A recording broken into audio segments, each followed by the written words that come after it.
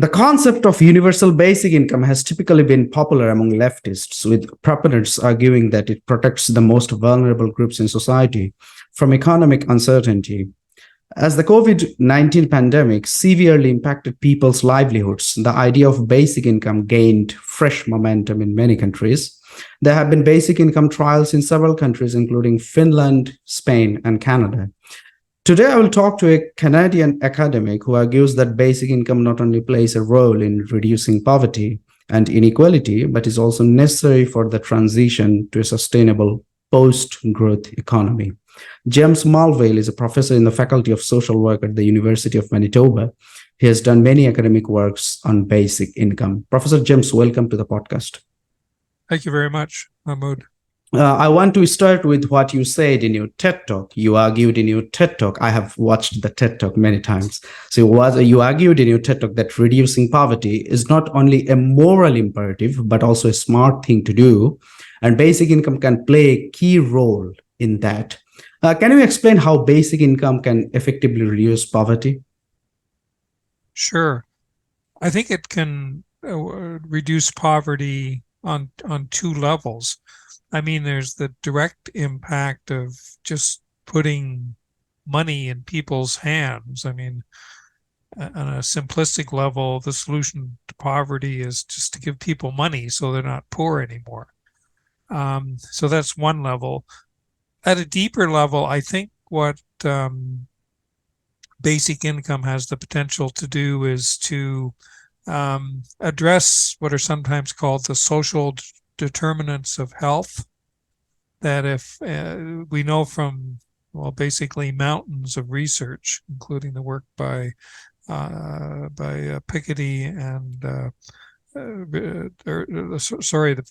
Wilkinson and Pickett a number of years ago, that more equal societies where there's less of a gap between the very wealthy and the very poor do better on a whole range of social outcome measurements.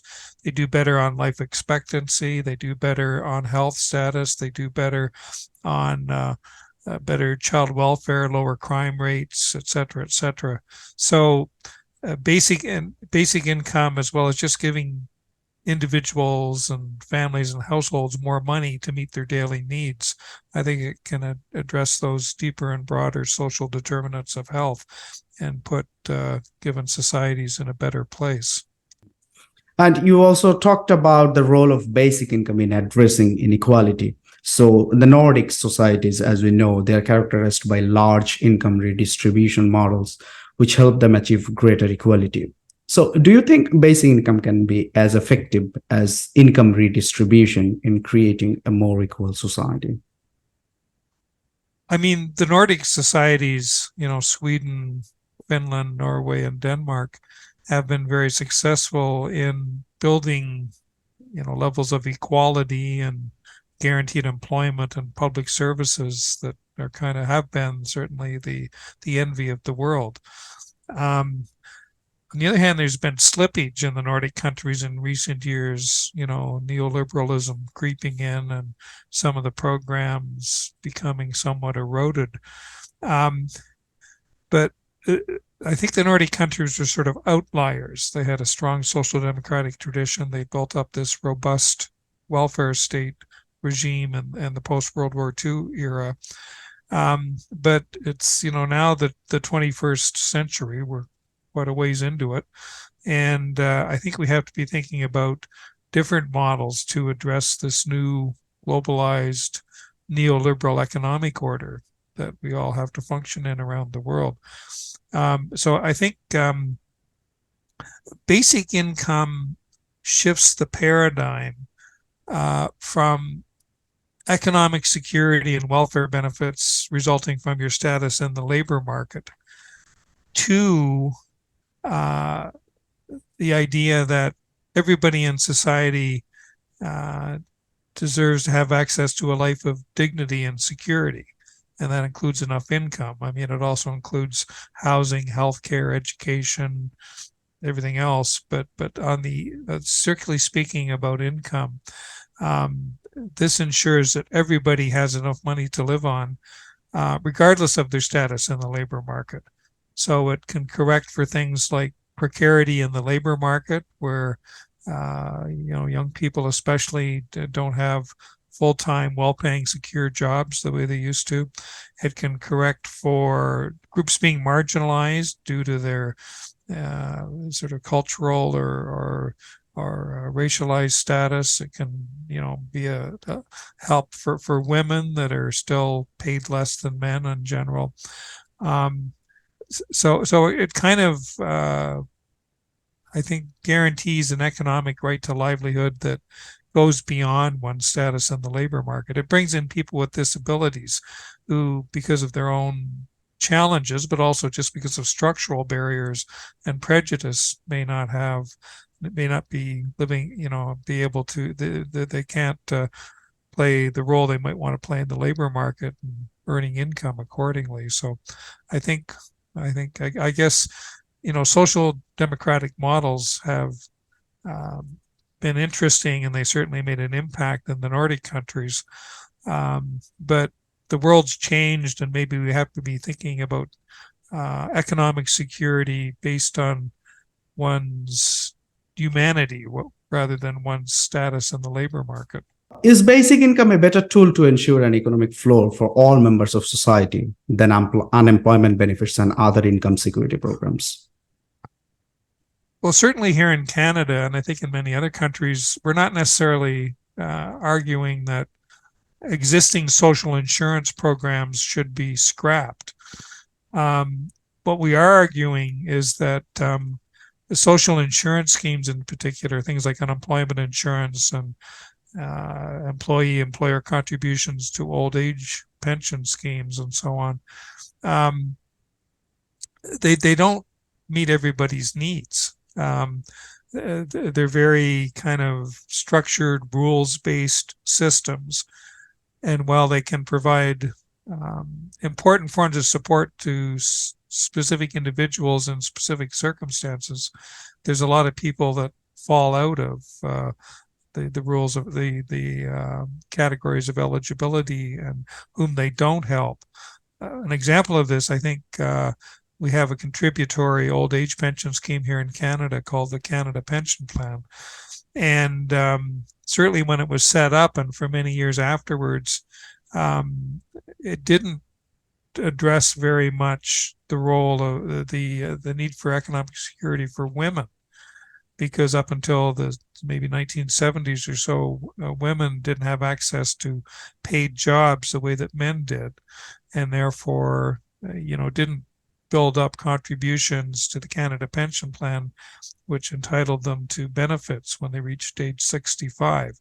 Now, the governments addressed that to some extent in the 80s and 90s and recognized that, women that make tremendous contributions at home as mothers and homemakers and doing domestic labor, they get some help from Canada Pension Plan, but they still don't get historically didn't get the same amount of support as, quote unquote, male breadwinners did in the old model. So universal programs like we have another program in Canada called the Old Age Security Guaranteed Income Supplement Scheme that actually has been much more of a help to women who weren't able to build up the kind of savings in the contributory plan. And provided them with decent pensions and actually lowered poverty rates among seniors, especially senior women in more recent years. So old age security is more of a basic income model and addresses the needs of people that, in this case, elderly people, and especially elderly women who fall outside the social insurance scheme. Mm-hmm. And you also talked about the precarious work nature and also jobless future.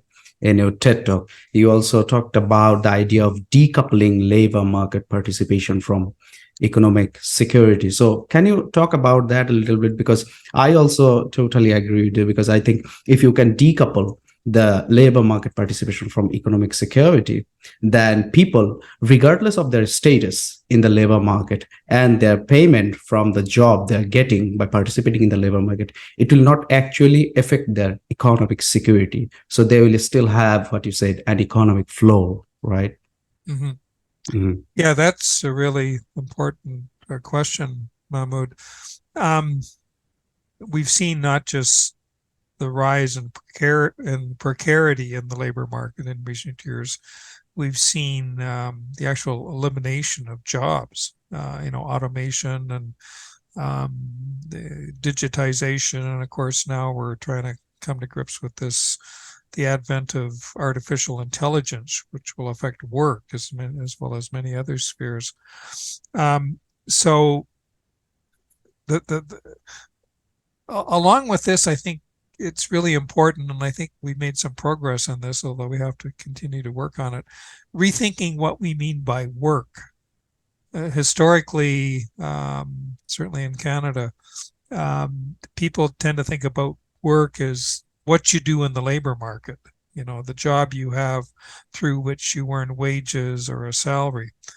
And I mean, that's a piece of it, obviously, but I think we're beginning to think about work in broader terms and the very necessary and socially invaluable work that people do for which they do not get paid. And this includes, care work in the family, looking after kids or elderly or disabled family members. It includes work in the community, through which you contribute to the betterment of community in various areas, through charitable groups or minor sports or recreation groups or whatever. It includes the work that many creative people, many artists do that enrich our lives, enrich our communities, and well, the old notion of the starving artist. You can be producing wonderful creative work, but it's hard to get enough money to live on in our market sort of privatized economy. So I think basic income has the potential to recognize socially necessary and essential work, and maybe working in conjunction with jobs that people do for wages or salaries, but filling in gaps that currently exist. Mm-hmm. And certainly, I mean, I can feel personally what you just said, the starving artist idea. I have tried, I have been trying for many years to monetize my writings and my journalistic work. I mean, apart from the job that I do in the newspaper in Bangladesh, I have been trying to send my articles to different newspapers in many different countries and trying to get them published and getting paid for my work. But I have not had much luck with it. So I was thinking, like, if I had a basic income and economic floor as security, a basic security, then I would be able to spend more time producing such work and trying to get them published. And even if I am not getting published and not getting paid for my work, I can still do it because I have the basic income, I have the economic floor. So this is just a wonderful idea. And I think it really speaks directly to people like me and the starving artists, as you said, people who are doing music or writing or, painting or other forms of art. It will actually really help them a lot to get by in their daily life and focus on their creative work. So we have talked about the idea of basic income and its benefits for people in many different ways. Now, there is a challenge. There is a big challenge, of course, and I think the challenge is to fund this universal basic income scheme. So what do you think are the challenges if you want to fund a universal basic income scheme in any country? What are the main challenges? What are the key challenges? No, that's a very, very important question, and one that basic income advocates have been trying to address in various ways for a long time. I mean, much depends on the context you're in. I mean, if you're talking about a sort of a wealthy country like Canada, I mean, wealthy in aggregate terms, so although we have many poor people here too, or if you're dealing with a sort of a lower middle income country, like of course Bangladesh. I think I read in the World Bank that you're now sort of lower middle income bracket in terms of income levels in various nations. But we are still in the rising. LCD, the least developed countries, but we Yeah. are trying to graduate from the LDC status and going to the next level. I think the projected year is 2027. So like in 4 years, Okay. we are trying to graduate from the LDC status to the next level. So that's the thing. Yeah. So the question I think has to be answered differently in terms of its specifics in Mm, Bangladesh compared to mm, Canada, or mm, Canada compared to Indonesia or mm, Australia or wherever. But I think there's some general principles that mm, apply. Um, one of them is tax fairness. Um, um, I think this is a worldwide phenomenon we've had for many decades now, since about maybe 1980 or so. This refrain that various governments put out, that taxes are bad, and no taxes are better than even minor taxes. And I think they've kind of successfully sold many people on that. But I think it's really good to remember that taxation is actually our way of um, sort of contributing to the common good and helping one another. So, there's all the details that have to be worked out about tax fairness and tax efficiency and different types of taxes, and how to use them intelligently. But I guess it goes back to the moral argument for basic income that you mentioned in your first question, that we owe an obligation to one another. We need to ensure that, and taxation is a big way to do this, to ensure that people have health care, kids go to school, transportation systems function well for people that can't afford private automobiles, that everybody has entitlement to a healthy ecology and green space. And the ways we can do much of that is through the tools and programs of government. mm,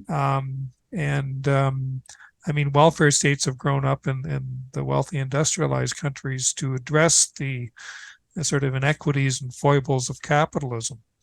And but we've been in retreat with welfare programs for many years. But I think there's a beginning. Well, maybe it's more than beginning. It's kind of moving along pretty quickly. A consciousness that we do have obligations to one another in given societies, and maybe a lot of those obligations can be met through the tax system and redistribution, economic redistribution, both within countries but also between countries. So to bring that back to basic income, I think there's things that can be done through sometimes relatively minor changes in the tax system to bring in sufficient revenue to pay a decent basic income to everyone who needs it. The Basic Income Canada Network did a study about 3 years ago now, 3 or 4 years ago, that produced a paper called Policy Options. And it demonstrated using, strictly, rigorously modeled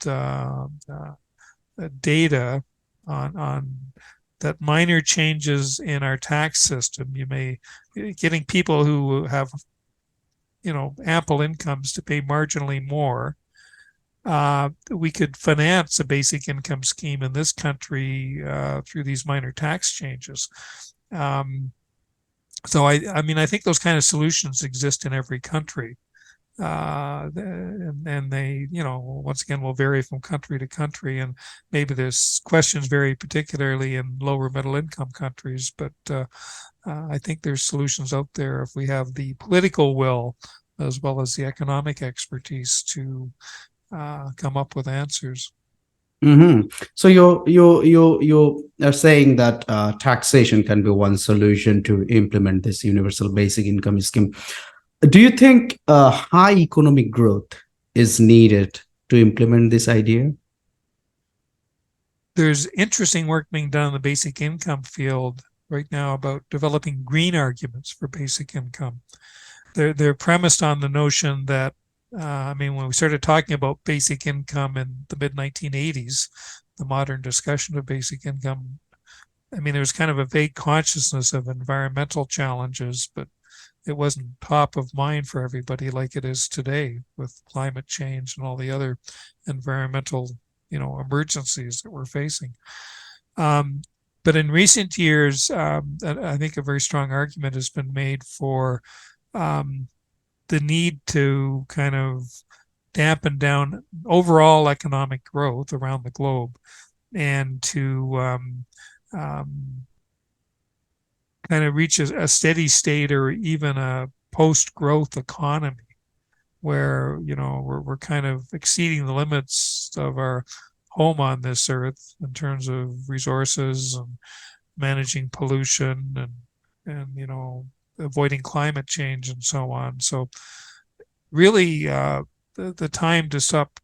We've reached a point where we have to stop talking about economic growth, open-ended economic growth, which will destroy the planet.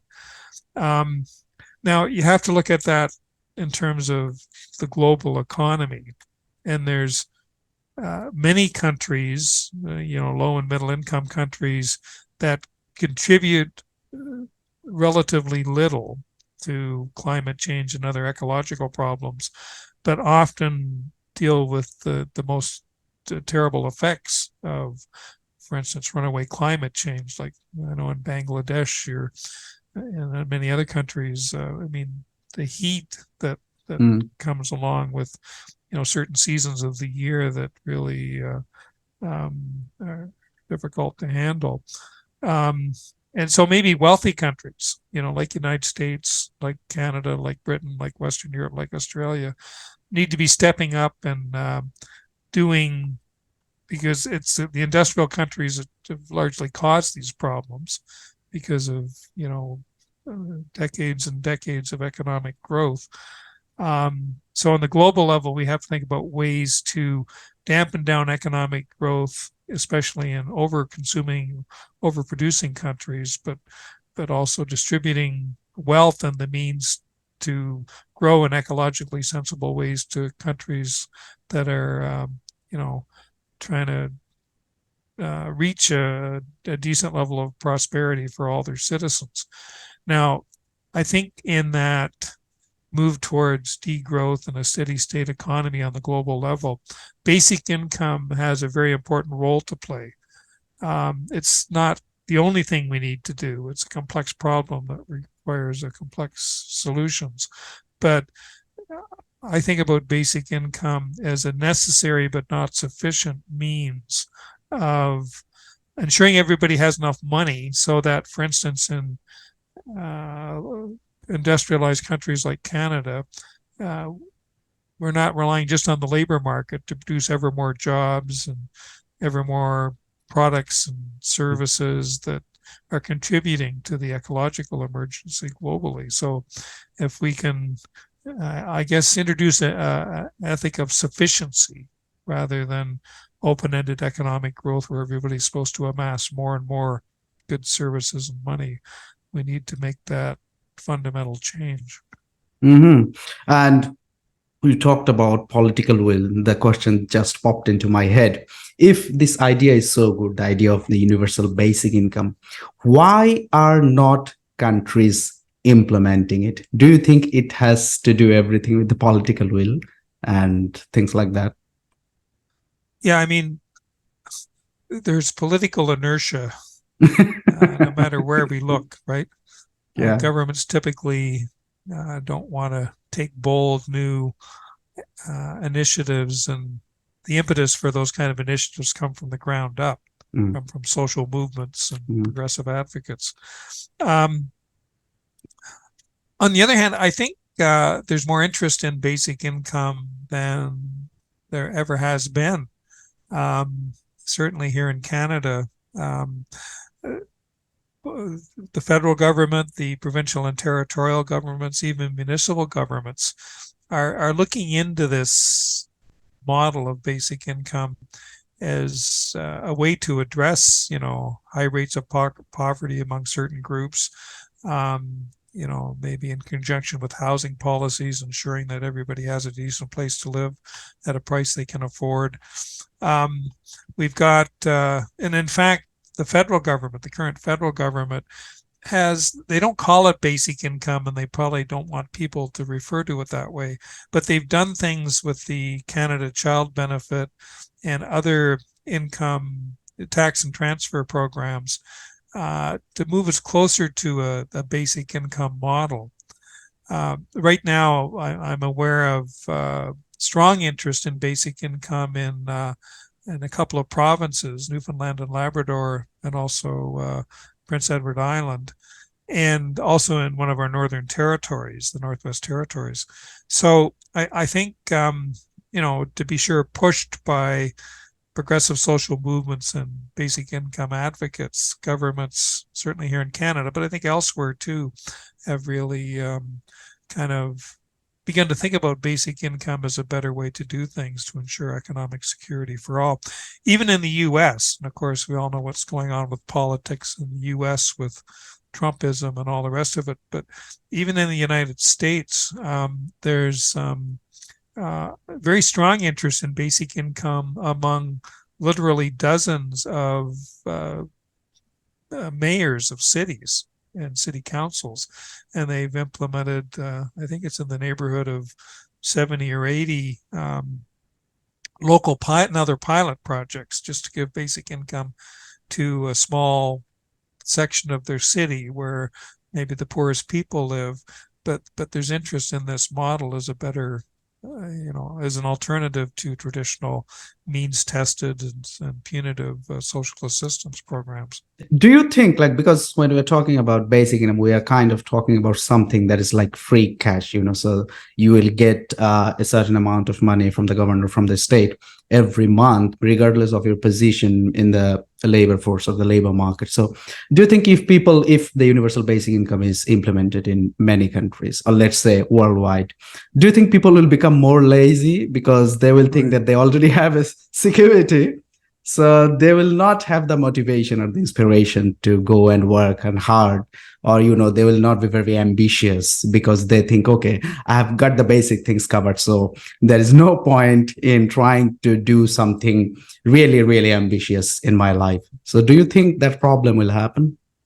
Well, you've hit on the two most frequent arguments against basic income. We talked about the cost, how would we pay for a basic income program, but the argument that it'll make people lazy and they won't participate in the labor market anymore. That's the other big one.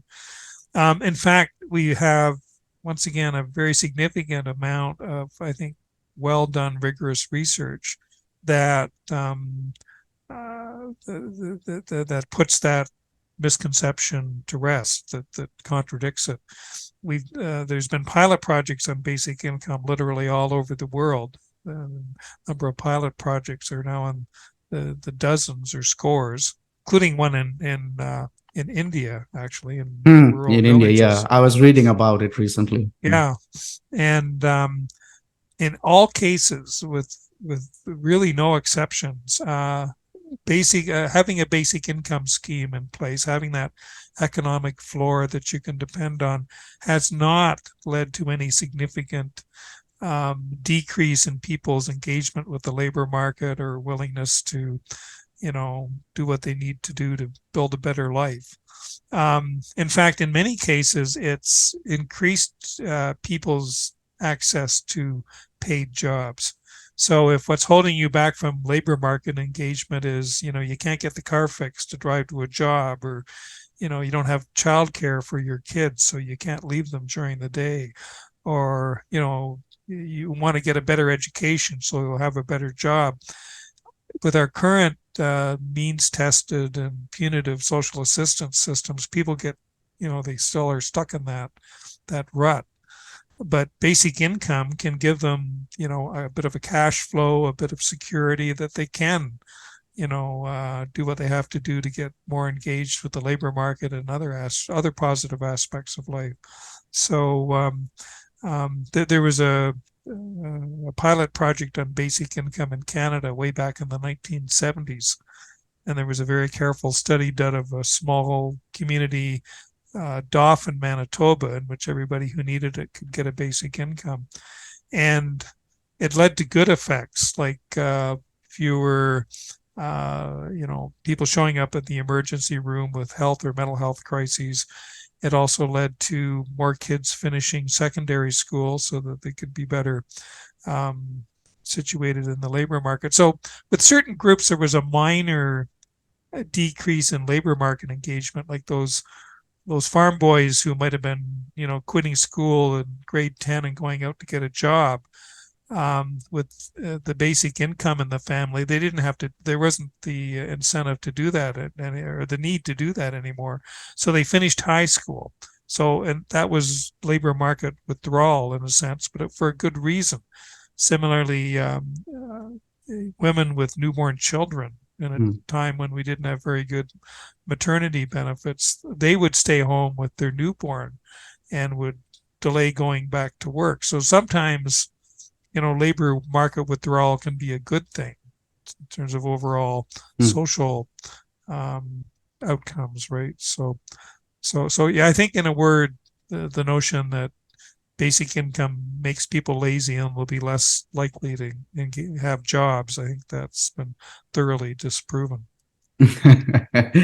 Okay, thank you, Dr. James. Thank you for your time. I really appreciate that you came on my podcast and discussed this, because, when Finland was running this basic income pilot, I was in there and I didn't grow up with this idea. Even I was not familiar with the word basic income, because in Bangladesh, this idea doesn't exist. So it's a purely capitalistic society. But when I was in Finland, so I watched it in the news, that I read it in the news reports that they are running a basic income trial. And I was like, oh my God, what is this? What does it entail? I want to know more about it. And that's when my interest in basic income and also the welfare model of the economy grew.